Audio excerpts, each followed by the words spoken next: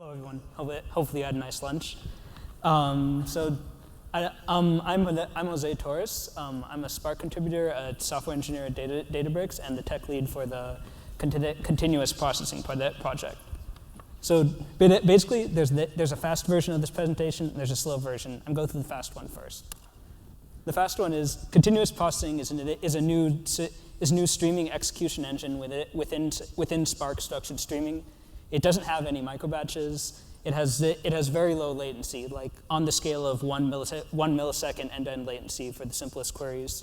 And like I mentioned, it uses the same Spark SQL structured streaming API as streaming does today. That's the fast version. To go through the slow version, there's going to be a lot more history lessons here. So the first version of streaming that we did in Spark was known as DStreams. A DStream basically represented just like a sequence of RDDs where each RDD that you computed was one microbatch of the query. So there were significant limitations to this API. One was it was similar to RDDs in that it wasn't declarative at all. You specified exactly what transformations you wanted to take place, and Spark would handle like distributing them, partitioning them and everything. But there were no opportunities for optimization in the database sense. Spark couldn't come in and say, well, I know an equivalent transformation that'll do the same thing but be more performant. It just couldn't happen at all. It was also only available in Scala and Java because the RDD objects are Scala and Java objects inherently. Checkpointing had to take place as a complete snapshot, basically the same thing as RDD checkpointing, which is fine for some kinds of aggregates. The weakness comes in when you have large numbers of groups and only a few of them are updating at any given time. Basically, the cost of taking a complete snapshot each time becomes prohibitively expensive. And finally, there was no kind of event time support, so it's very difficult to properly deal with late or out of order data. Yeah, it was possible to do only through like basically implementing the entire custom logic of your own. It was really difficult, and very few people actually did it. So I think it was Spark 2.0. We introduced structured streaming, which is a kind of different abstraction. Instead of having a sequence of RDDs which glued together make up like the abstract stream, the basic abstraction is the incoming stream of data, and the stream is like conceptually in the API. It's what we say is a virtual append only table. There's no actual table there, so that's a bit of misleading terminology. But we've struggled to find a good way to explain it. Basically, the idea is you have new data that comes in, but that's separate from what your query is. The actual query you write is exactly the same as a batch query you might write over the same data. It uses the same API. You get the same answer over the same set of data. Yeah, basically, there's a lot less you have to do to think separately about streaming. It's a batch query where there's more data that comes in from time to time, so it doesn't ever. Yeah. Yeah, I guess this is just an illustration of the virtual append-only table. Again, there's no like actual table that represents this. This is just like how when you're using the structured streaming API, you kind of reason about what's going on. So in the transition to structured streaming, we picked up a lot of nice things. We have the data frame and data set API. Again, it's the same API as you would use to write a batch query in Spark SQL. You have integrations with SQL, Python, and R. You're no longer limited to just Java and Scala. The aggregation state is more scalable in the case I mentioned. You don't have it doesn't take complete snapshots of all of the state every time. And we introduced event time support. Although I think that was in a later release, but yeah, we introduced event time support so that Spark can now like cleanly deal with it with out of order data. Yeah. So because of that abstraction, that leaves the question open of how do we actually execute a structured streaming query. And the strategy that we originally implemented and that's currently implemented today is known as microbatching. Basically what happens is in some configurable period of time, Spark goes to the remote data source and says, all right, is there any more data available to me? If there is, please give it to me, and I'm going to feed it into this query, and it's going to do the thing. If there's not, I'll just try again later to see if there's more data later.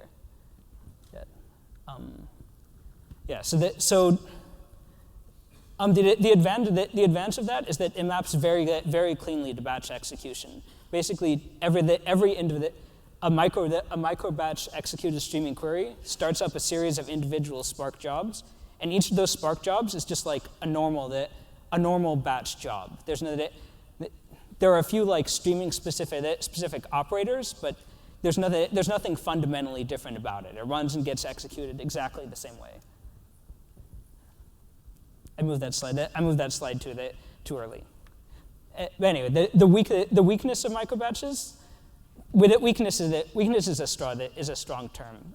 In practice, we find that this normally doesn't matter, but microbatches do introduce an inherent latency. The absolute minimum latency you can get for record, because Spark has to like schedule a job after it's aware that new data comes in.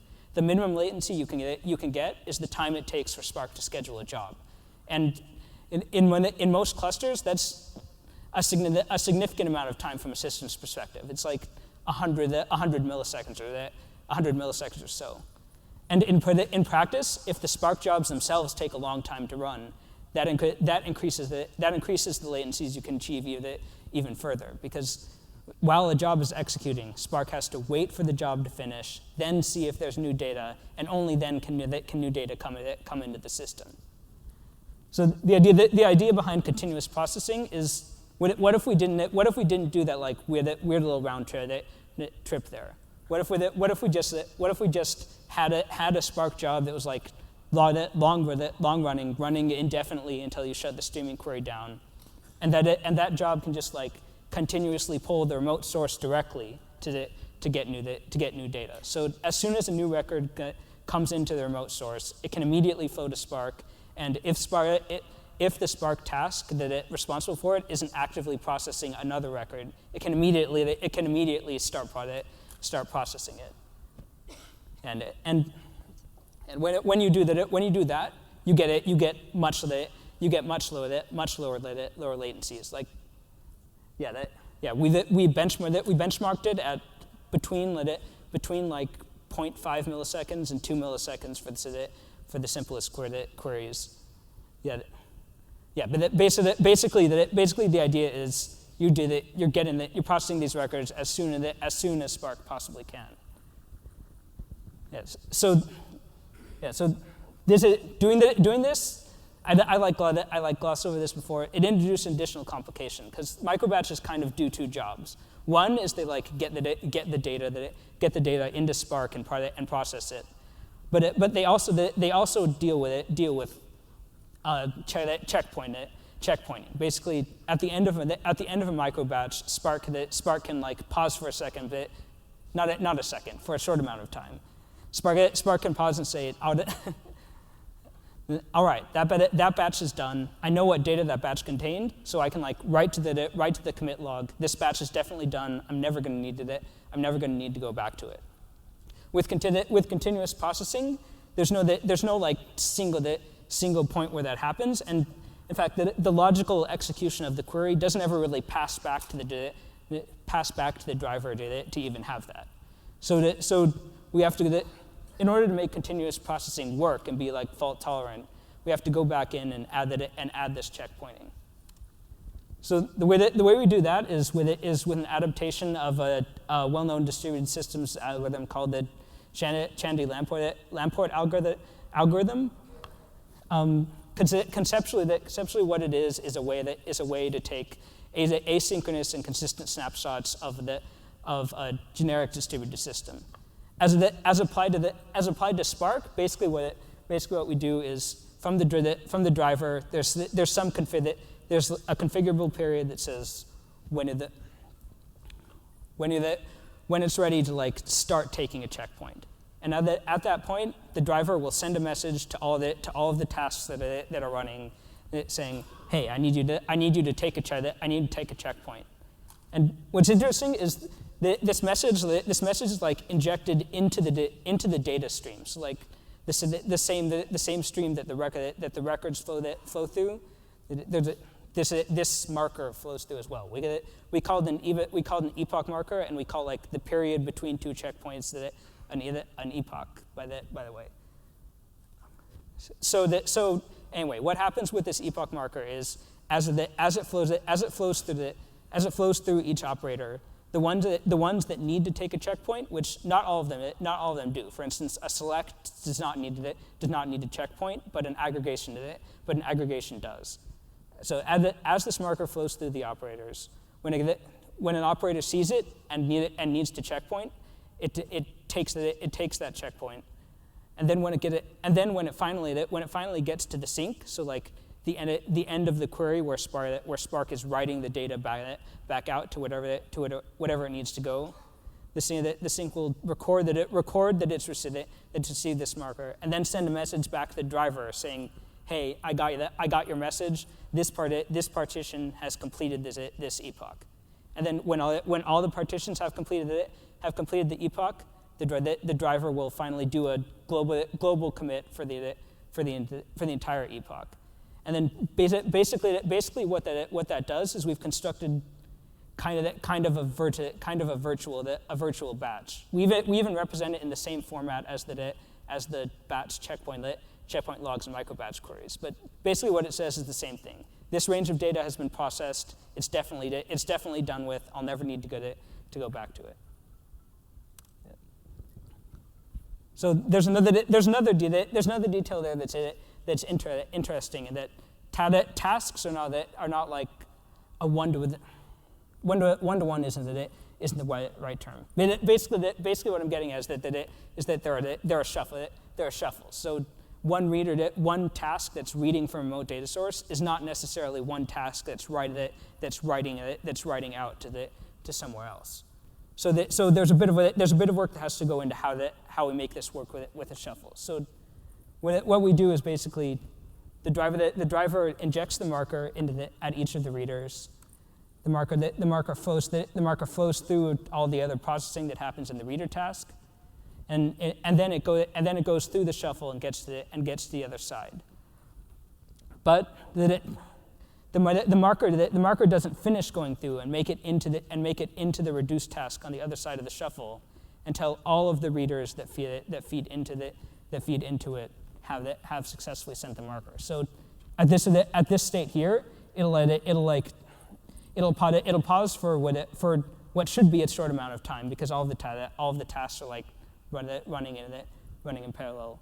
It'll wait for all of the tasks to catch up, and then when that last marker finally does make it through the shuffle and to the bottom of the aggregation, it'll say, all right, that's finally in the aggregation task. It'll go through and it'll take a checkpoint for that aggregation operator, and then the writer will commit itself and send the message back to the driver. So the API for continuous processing, and as I mentioned before, it's really just structured streaming. It's the same queries you run. It's the same queries you run in a continuous mode instead of the microbatch mode. The only difference is what you currently do is specify like, we don't call it a microbatch trigger, but it is a microbatch trigger. You say at this interval I would like Spark to try to run a new microbatch, and we just have a different like Scala type there that says, at this interval, I want you to take a checkpoint of a continuous processing query. And nothing else about the query nothing else about the query needs to change, and Spark will just kind of run it. So in 2.3 we had like the initial experimental release of continuous processing, and it supports ETL use cases, the kind of ones where you're like, I need to read a stream, apply a few transformations to the records, like clean up the data a little bit, and then I need to write it back. There are a lot of features that we're like working on adding now, but didn't quite make the cut. So for other use cases, it's not quite ready. We hope it will be ready. We hope it will be ready in 2.4 for broad use. Another limitation is we have a limited number of data source connectors to continuous processing. For complicated reasons, we couldn't completely reuse the microbatch ones. So that's another area of support we're looking to show up now. And so basically there's a big list of stuff that we know we need to work on and are actively working on a lot of it. So we're working on a continuous shuffle operator. That's been my major area of focus for the past month or so. What makes this difficult is, as some people may have noticed when I completely glossed over it, a normal shuffle like waits for the map task to end before starting the reduce task, and that obviously will not produce like one millisecond latency. So we're working on like a new like continuous shuffle that doesn't block in that way. Yeah, we work on adding watermark support. Work on adding support for SQL metrics. A lot of the metrics we keep in Spark, like the number of rows processed, were like they aren't reported back to the driver until a task completes, and continuous processing tasks don't complete. So right now they're just not reported, and Spark says no, and like the Spark metrics say nothing has happened ever. So it's a bit unfortunate. We're working on a mode to provide exactly once semantics. This is a bit of an arcane thing. Basically, there are certain scenarios where if a query stops at the wrong time and you try to restart it, it'll restart from a place before it actually got to, and you'll end up with duplicated data in the sink. And yeah, there's a lot of like really fiddly things we have to do to make this not happen. And yeah, we have like some idea of what needs to be done. It's just another area of ongoing development. Yeah, and we're working on adding additional data source support. And ideally it would be like mostly at parity with microbatch queries. And if you're interested in like the evolution of the APIs for how to integrate data sources with Spark, there's a data source v2 talk tomorrow, and that v2 is the API that we're going to be using here. That's it. Are there any questions?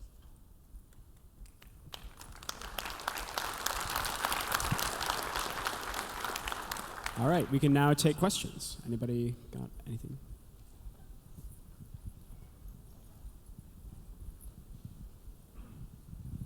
Hi. A quick question. So today, structured streaming would write multiple small files, which we have to compact later if this is our primary ETL into some table. So now with this continuous processing, would there be even more smaller files to compact for the price of getting data faster? I hesitate to give a definite answer there because we actually can't write to files yet. It's a bit of an unfortunate I expect that the answer is yes. Yes, in some sense. If you want to write larger files, you should be able to just specify a larger checkpoint interval, because each checkpoint will probably be able to write one file per partition. So there's still some coupling there, but it's not like it is in the microbatch case, where like if you want to write one file per hour, that means you can only run one batch per hour. Hey, how are UDFs handled in this thing? Sorry, I couldn't. How are UDFs handled? Like user-defined functions in Spark streaming? Like, do you support the same Chandy Lamport checkpointing for them too? Yes, yeah. Like things like mapgoose with state use the same like checkpointing mechanism as the internal aggregate functions. So they will like interact the same way. If you're writing like a completely UDF that like doesn't interact with Spark state handling, then you would need to do your own like handling of that. But I think it would be possible to write the logic if you needed to.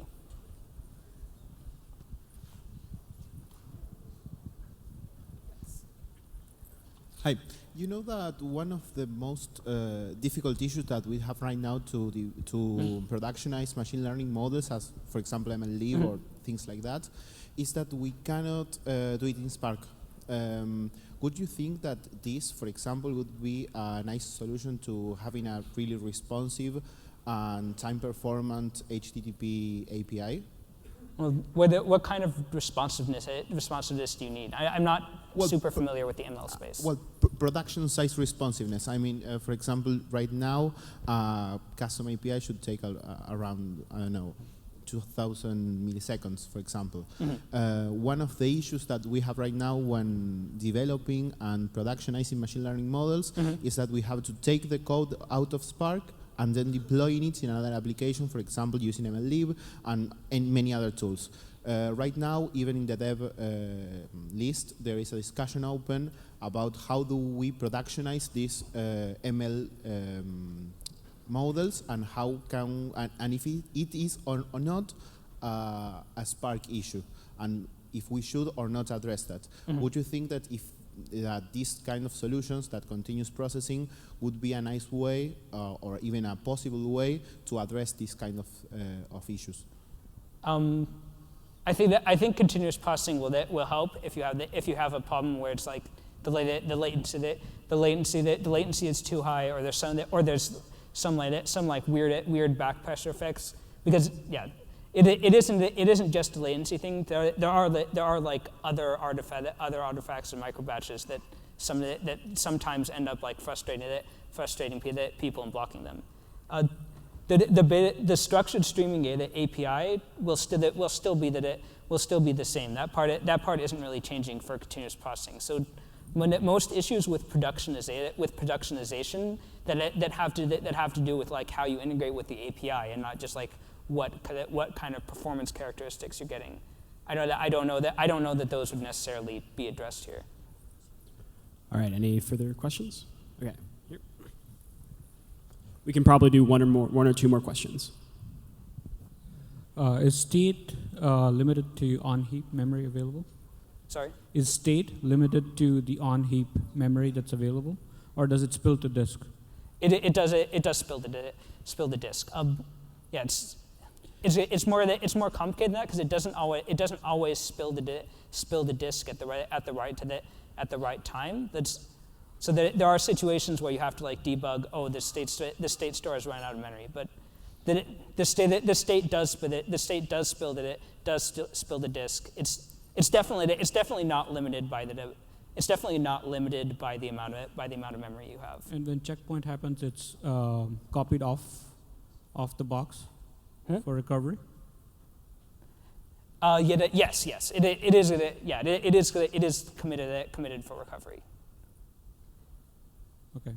And is the back pressure similar to the PID controller in microbatching, or is it different?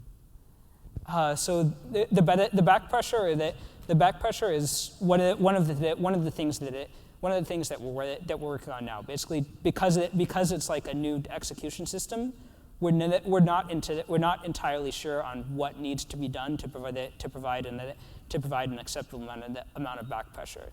What we have now is basically just like bounded queues on task boundaries. So things will like block before forwarding more data. But yeah, this is an area of active investigation. So yeah, if anyone has ideas about how this should work, the dev list is very open to discussion here.